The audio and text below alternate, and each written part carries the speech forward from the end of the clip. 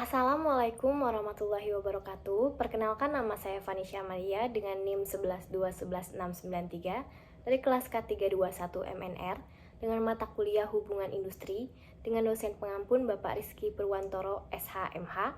Di sini saya akan mempresentasikan definisi dan sejarah tenaga kerja PKWT, harian, borongan, dan magang di Indonesia. 1. Definisi PKWT. PKWT adalah perjanjian kerja waktu tertentu yang selanjutnya disingkat PKWT adalah perjanjian kerja antara pekerja atau buruh dengan pengusaha untuk mengadakan hubungan kerja dalam waktu tertentu atau untuk pekerjaan tertentu. 2. Definisi PKWTT. PKWTT adalah perjanjian kerja waktu tidak tertentu yang selanjutnya disingkat PKWTT adalah perjanjian kerja antara pekerja atau buruh dengan pengusaha untuk mengadakan hubungan kerja yang bersifat tetap. Perbedaan PKWT dan PKWTT.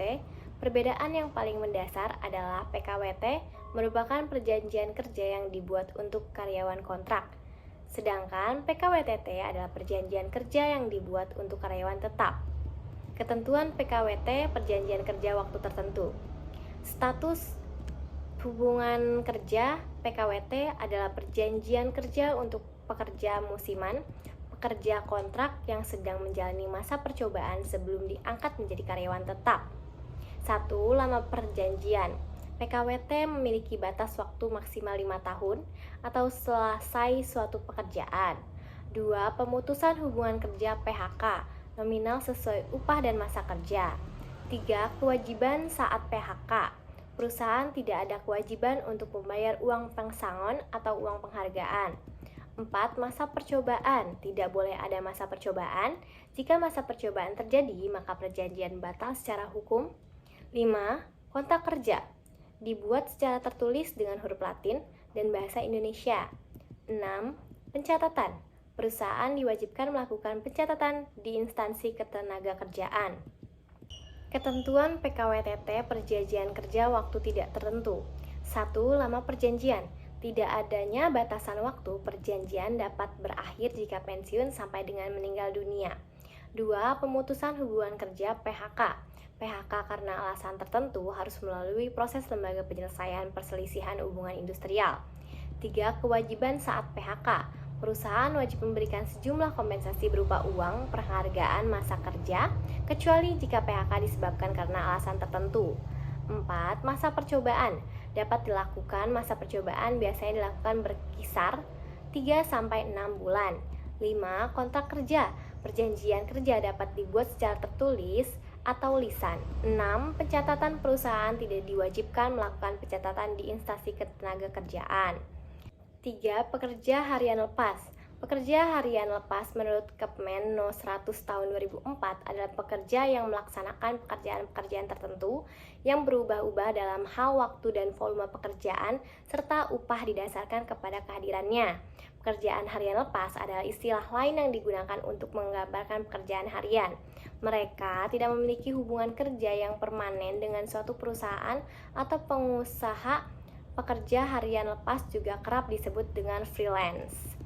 Perbedaan antara pekerjaan harian lepas dengan pekerja tetap adalah sebagai berikut. 1. Pekerja harian lepas tidak memiliki hubungan kerja yang permanen dengan suatu perusahaan atau pengusaha. Sedangkan kerja tetap memiliki kontrak kerja jangka panjang dan status kerja yang lebih struktur. 2. Pekerja harian lepas biasanya dipekerjakan untuk jangka waktu tertentu atau proyek tertentu, sedangkan pekerja tetap memiliki kontrak kerja yang lebih stabil dan berkelanjutan. 3. Hak dan kewajiban pekerja harian lepas dapat berbeda dengan pekerja tetap, tergantung pada peraturan yang berlaku di negara atau wilayah tempat mereka bekerja. 4. Pekerja borongan. Kerja borongan adalah sebuah jenis pekerjaan di mana pekerja dibayar dengan upah borongan yang sudah pasti untuk setiap satuan yang diproduksi atau tindakan yang dilakukan tanpa memperhatikan waktu. Syarat pekerjaan yang boleh diserahkan kepada perusahaan lain melalui perjanjian borongan pekerjaan antara lain pasal 65 ayat 2 UU K. A. Dilakukan secara terpisah dari kegiatan utama. B. Dilakukan dengan perintah langsung atau tidak langsung dari pemberi pekerja. C. Merupakan kegiatan penunjang perusahaan secara keseluruhan. D. Tidak menghambat proses produksi secara langsung. Perbedaan pekerja borongan. 1. Pekerja borongan tidak memiliki hubungan kerja yang permanen dengan suatu perusahaan atau pengusaha, sedangkan pekerja tetap memiliki kontrak kerja jangka panjang dan status kerja yang lebih struktur. 2. Pekerja borongan biasanya dipekerjakan untuk jangka waktu tertentu atau proyek tertentu, sedangkan pekerja tetap memiliki kontrak kerja yang lebih stabil dan berkelanjutan. 3. Hak dan kewajiban pekerja borongan dapat berbeda dengan pekerjaan tetap tergantung pada peraturan yang berlaku di negara atau wilayah tempat mereka bekerja. 5. Pekerja magang. Magang adalah proses belajar seorang calon pegawai yang belum diangkat secara tetap sehingga belum mendapatkan gaji atau upah. Memahami hak-hak pekerja magang. Peraturan Menteri Ketenagakerjaan RI Nomor 6 Tahun 2020 tentang penyelenggaraan pemagangan di dalam negeri menyebutkan tenaga kerja magang mempunyai hak yakni 1. Memperoleh bimbingan dari pembimbing pemagang atau instruksi. 2. Memperoleh penuh hak sesuai dengan perjanjian pemagangan. 3. Memperoleh fasilitas keselamatan dan kesehatan kerja selama mengikuti pemagangan. 4. Memperoleh uang saku. 5. Diikuti sertakan dalam program jaminan sosial. 6. Memperoleh sertifikat pemagangan atau surat keterangan dalam mengikuti pemagangan. Perjanjian pemagangan harus memuat 1. Hak dan kewajiban peserta pemagangan. 2. Hak dan kewajiban penyelenggaraan. 3. Pemagangan infografis. 4. Jangka waktu pemagangan. 5. Besaran uang saku program pemagangan. Perlindungan hukum terhadap pekerja atau buruh dalam perjanjian kerja waktu tertentu. Perlindungan hukum terhadap pekerja dalam PKWT diatur dalam peraturan perundang-undangan seperti Peraturan Pemerintahan Nomor 35 Tahun 2021 tentang Perjanjian Kerja Waktu Tertentu, Alih Daya, Waktu Kerja dan Waktu Istirahat, dan Pemutusan Hubungan Kerja. Perlindungan hukum terhadap pekerja atau buruh harian.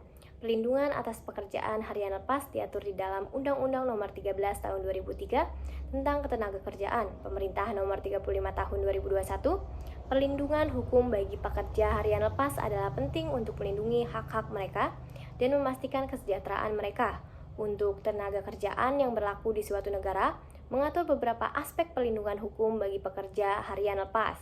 Perlindungan hukum terhadap tenaga kerja borongan.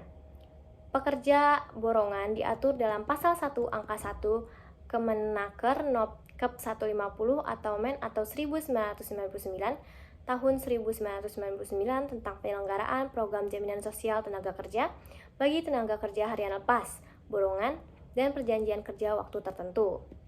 Perlindungan hukum tenaga kerja magang. 1.